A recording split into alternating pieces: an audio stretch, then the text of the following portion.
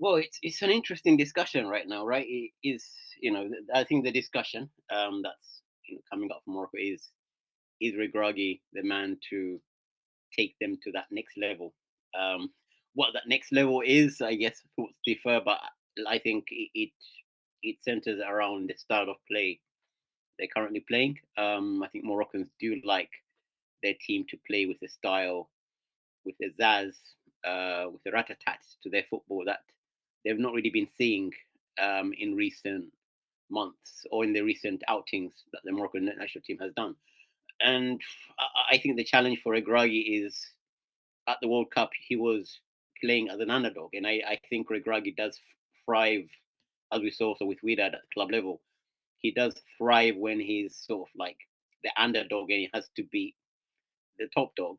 Whereas with Morocco, it's almost like they're in the World Cup and they're playing against all these big teams, and they have to play the underdog role. And then they're at a in Africa, they're a big team and have to switch their style of play and be more dominant in possession and probably less pragmatic and take more risks. So it's I do feel even in the recent interviews, Regragui has kind of been not his upbeat self. He doesn't feel like he's getting the level of love that he should get after the World Cup.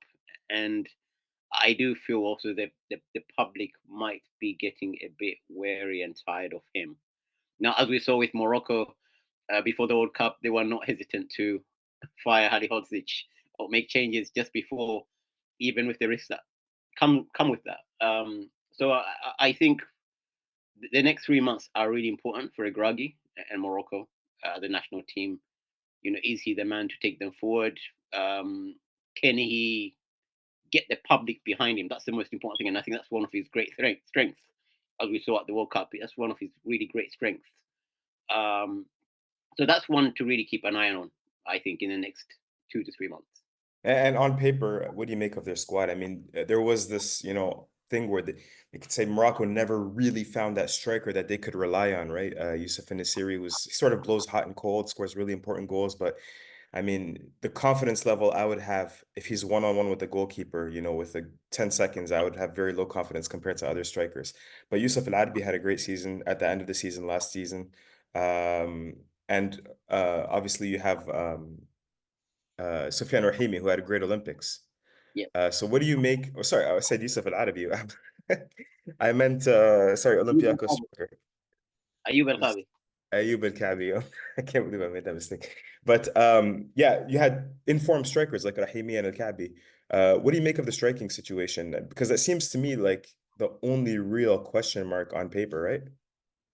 Exactly, that's the only real question mark because the squad depth is there. He has options all over the pitch, really.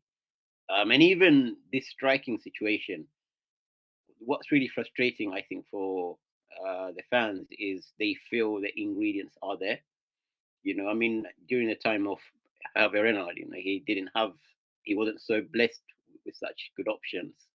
But they feel the options are already there. We've seen Sofiane Rahimi during the Olympics, how he really came up leaps and bounds. So he's there. Ayub El Kabi in the Europa Conference League. We saw what he could do against the very top teams in the Premier League as well, not just any average teams. So the frustrating thing is, everything is there. Can you cook that dish and make it a successful one in Morocco next year, Walid? That's the magic question. Absolutely.